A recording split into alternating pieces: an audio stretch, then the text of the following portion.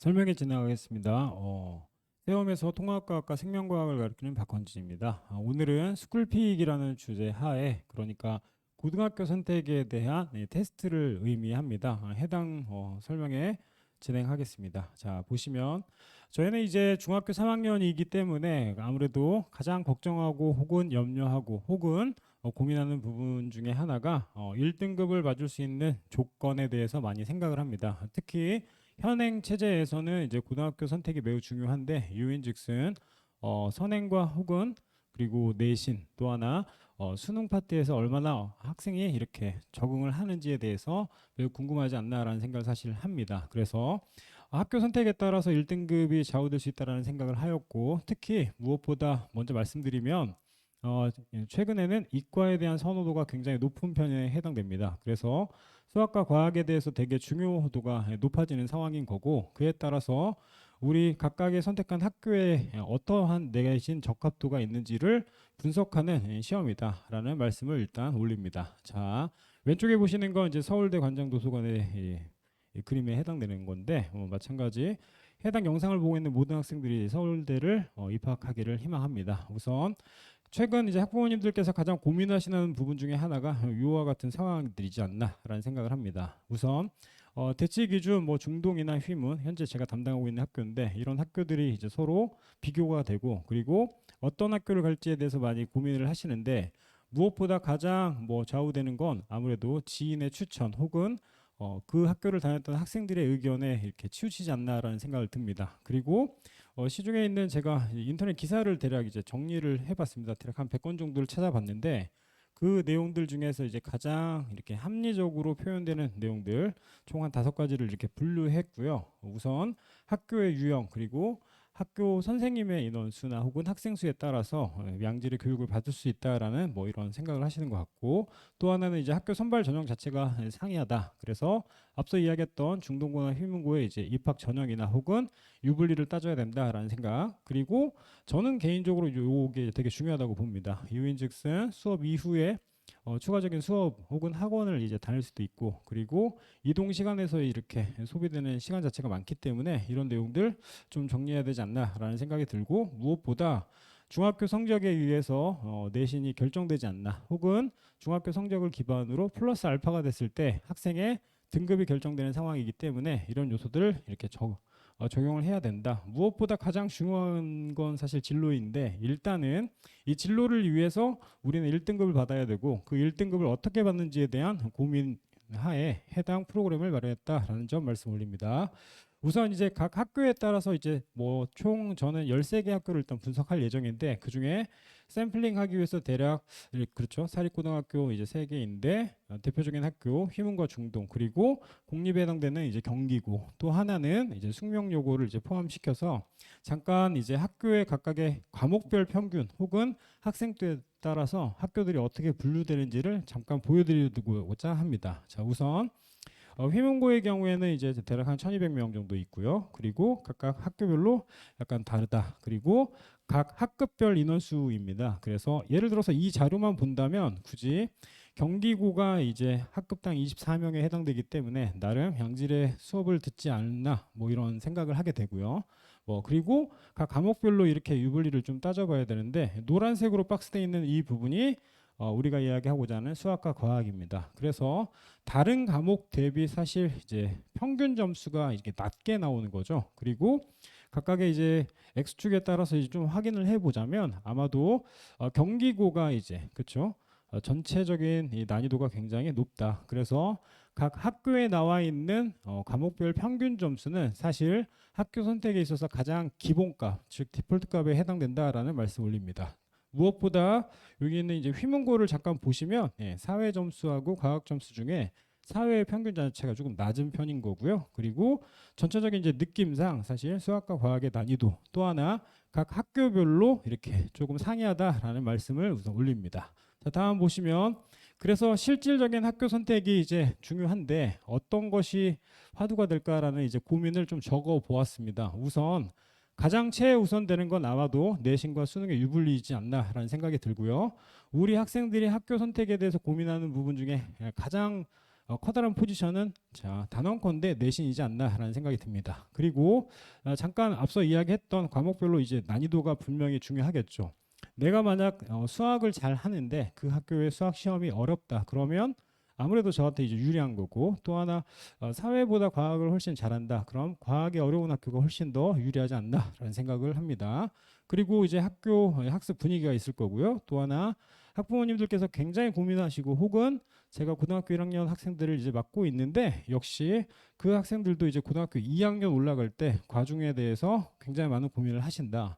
이 모든 것들은 거의 대부분 다 하나로 이제 귀결되죠. 고로 진로 선택에 있어서 고등학교는 매우 신중히 선택을 해야 되고, 그걸 굳이 다른 그러니까 옆에 있는 지인이나 혹은 친구 따라서 뭐 강남 간다고 이야기하는데 뭐 그렇게 학교를 선택하면 되지 않다라는 말씀을 하고자 합니다. 자, 다음 보시면, 그래서 우리는 합리적으로 이런 학교를 어떻게 선택할 수 있을지에 대한 이제 고민이 필요하다. 그래서 제가 제시하고 싶은 솔루션은 수학과 과학을 학교 기출을 통해서 이제 시험을 보자입니다.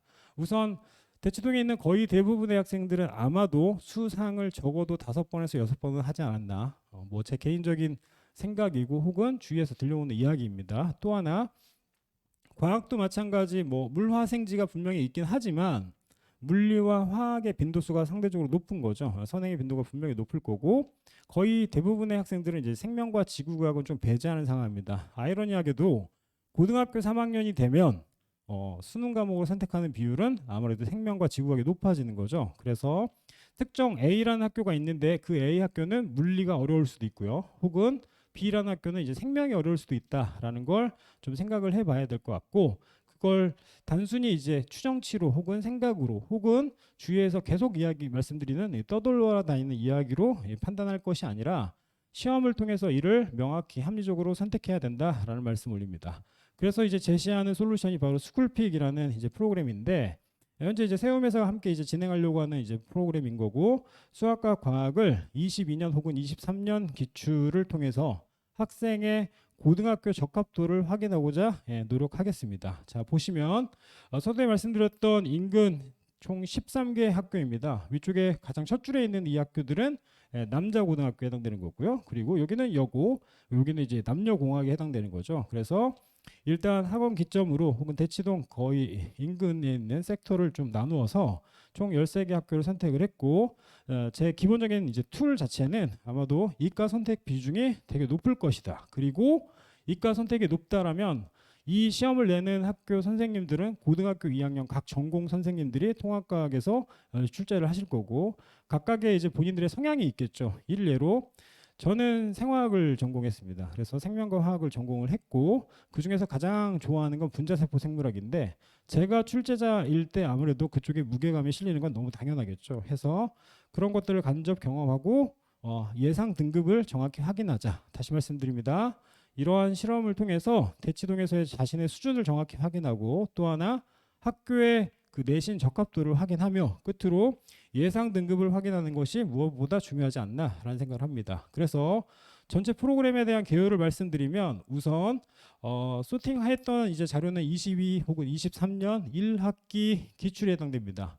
과학의 경우에는 물화생지가 있지만 물리화학으로 이렇게 축소했습니다. 이유인즉슨 앞서 말씀드렸다시피 선행의 정도는 물리와 화학에 좀 집중이 되지 않나라는 생각을 하고요. 그리고 학교 선택에 따라서 보통의 이제 남고는 A형으로 분류했고 나머지는 이제 B 유형으로 이제 나누었다. 그리고 각 문항을 제가 저희 이제 연구진들과 함께 이렇게 좀 분류를 해봤는데, 난이도에 따라서 가장 이제 필수 유형에 해당되는 거, 그러니까 뭐 수학으로 예를 들면 이제 센의 뭐 한 C 등급 정도 되겠죠. C, B 정도에 되는 문제들 난이도로 좀 정리를 해서 이렇게 갈수록 이제 난이도가 상향되게 좀 구성을 했습니다. 고로 시험의 기본 툴 자체는 과학 기준 대략 7개에서 혹은 5개 정도 이제 문항이 나올 수 있고, 테스트는 대략 한 30문제 정도 된다. 그리고 이 시험을 봤을 때 이제 어떻게 진행을 할 것이냐, 아무래도 개인 성적 분석하는 거 너무 당연하겠죠. 그렇죠? 그리고 개인 성적을 분석한 걸 바탕으로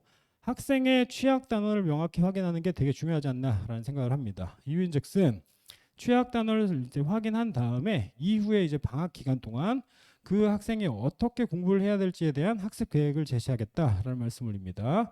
끝으로 이제 수학과 과학의 이제 유형 분석을 통해서 이 학생들이 어떠한 시험을 임해야 되는지에 대해서 미리 좀 그림을 그려주고 싶은 마음이 있다. 그래서 테스트를 응시한 모든 학생들에게 PPT 수업을 진행할 예정이다라는 말씀 올립니다. 총 소요 시간은 아마도 한 3시간 정도 될 것 같고요. 구성은 앞서 말씀드렸던 수학 30문제 그리고 과학 30문제 토탈 시간이 약간 다르게 배분을 했고요. 그리고 거의 모든 문제가 다 학교 기출에 해당됩니다. 그리고 학교 기출에 이제 각각 유형 혹은 난이도별로 좀 분류를 해서 각각의 이제 하나하나의 세트를 좀 마련했다라는 말씀 올리고 해당 분석 자료를 가지고 학원에서 상담 실장님들께서 이렇게 상담 진행하시겠다. 그런데 자의적인 해석이나 혹은 그냥 감으로 의존하는 이제 상담이 아니라 학생 데이터를 바탕으로 정확하게 이제 면밀한 심층 상담이 이루어지지 않나라는 생각이 들고 끝으로 이제 이런 과목 자체 혹은 시험에 대해서 좀 특강을 원하신다라고 하면 추가적으로 특강 개설할 예정이다라는 말씀 올립니다.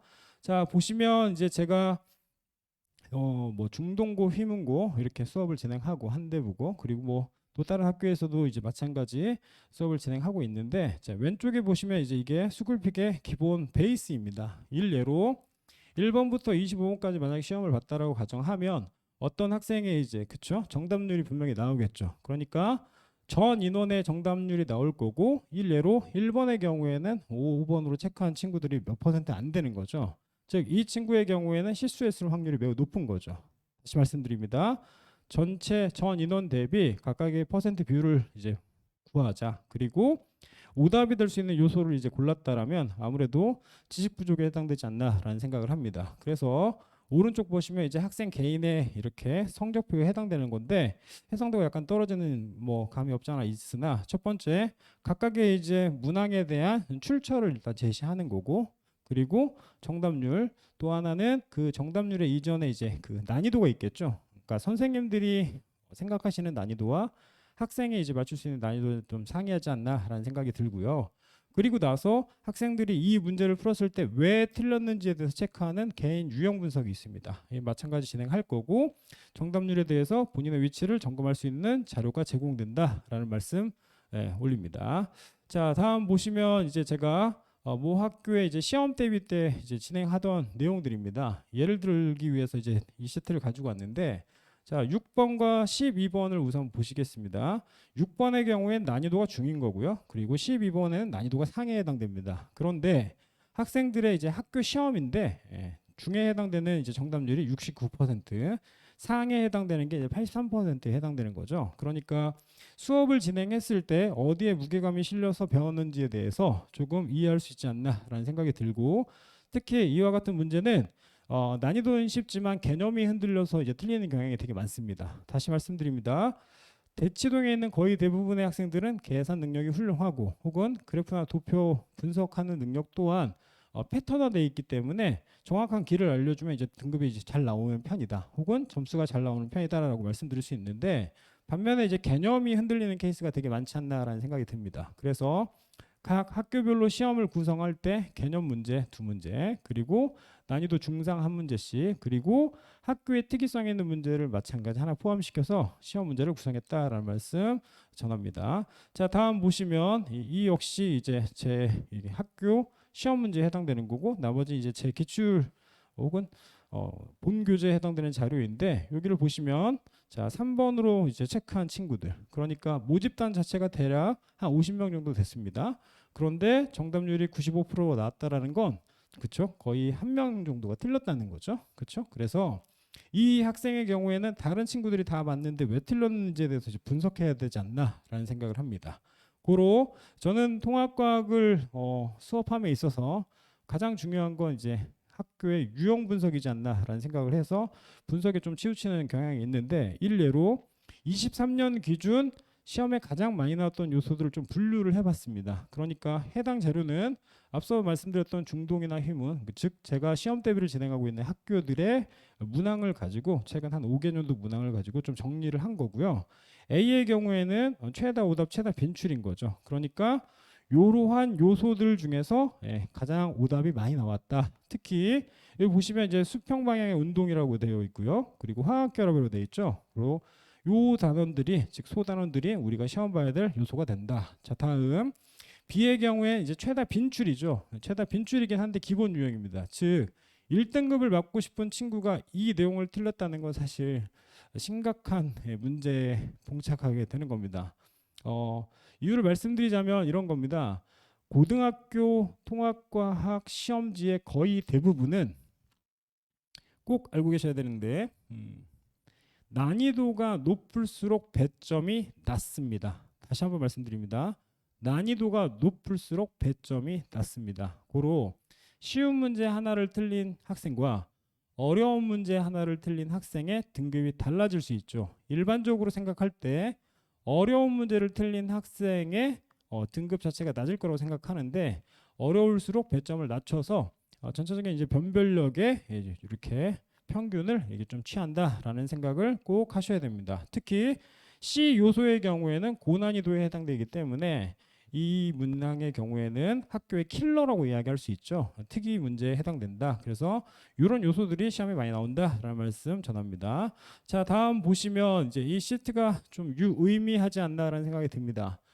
테스트를 응시한 모든 학생들에게 거의 대부분의 학교에 이런 자료를 이제 공개할 예정인데 첫 번째 보셔야 되는 건 경기, 단대, 중동, 중산 이렇게 휘문고에 이렇게 시험을 분석을 했습니다. 각 2개년도씩을 이제 다 분석을 했는데 부모님들께서 현재 이 영상을 보고 계시다면 어떤 학교가 시험이 어렵다라고 이렇게 감 혹은 전해들은 이야기가 분명히 있을 겁니다. 자, 분석 결과 저 역시 좀 당황했던 게 중산고가 23년 기준 가장 어려운 시험지였고 그리고 현재 제가 담당하고 있는 중동고가 그 다음으로 이렇게 어려웠다. 고로 시험의 난이도로 보았을 때 중동고와 흔히 비교되는 희문고가 있는데 이들을 서로 비교하는 건 옳지 않다라는 말씀 전합니다. 특히 각 소단어 그러니까 우리가 시험을 봐야 될 화학 파트죠. 전자배치에 해당되는 거고 화학 결합에 해당되는 파트 그리고 물리의 이제 역학 파트의 이제 빈도가 굉장히 높은 편이었다. 이해하시죠? 자, 그래서 각각 이런 요소들 중에서 빈도가 높은 학교가 보시면 경기고가 2개가 다 높고요. 그리고 중동고가 마찬가지 이렇게 2개가 높습니다. 그럼 이 내용을 바탕으로 이제 설명을 하자면 경기고의 경우 그렇죠. 물리하고 화학의 문항이 많이 나온다. 단 난이도는 타 학교 대비 약간 쉬운 편이다라는 말씀 전하고요. 특히 중동고의 경우도 마찬가지죠. 그러니까 물리하고 화학의 문항이 어려울 확률이 높습니다. 특히 중사는 좀 아이러니한데 그렇죠? 물리하고 화학이 다른 학교 대비 약간 양 자체가 적은 편이죠. 그러면 중3의 경우엔 생명과 지구과학이 어려울 확률이 매우 높은 거고 아래쪽 보시면 객관식의 총 문항수를 보시면 중상고가 아무래도 문항수가 가장 많습니다. 말씀드리고자 하는 포인트는 중등과 다르게 고등의 경우에는 타임어택이라는 이제 그쵸 이름이 뭐 좀 많이 알려져 있는데 단위 시간 동안 얼마나 빨리 푸냐가 되게 중요하지 않나라는 생각을 합니다.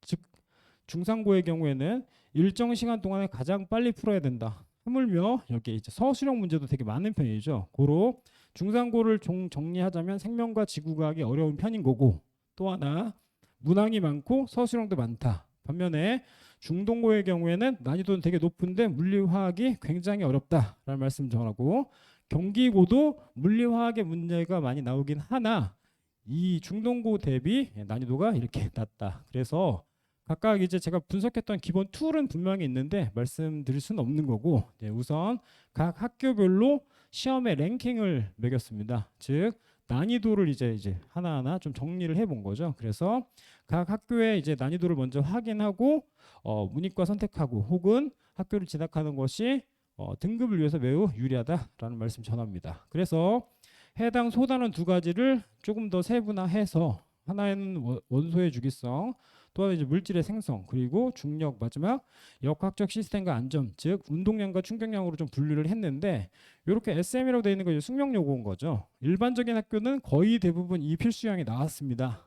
그러나 숙명의 경우에는 이렇게 문장 구조가 좀 많았다라는 특이성이 있고 WM은 이제 휘문에 해당되는데 휘문은 전통적으로 이제 화원의 구성 요소로 이렇게 난이도를 높였다. 특히 보기에 되게 많이 신경을 쓰는 이제 케이스다라는 말씀 전하고요.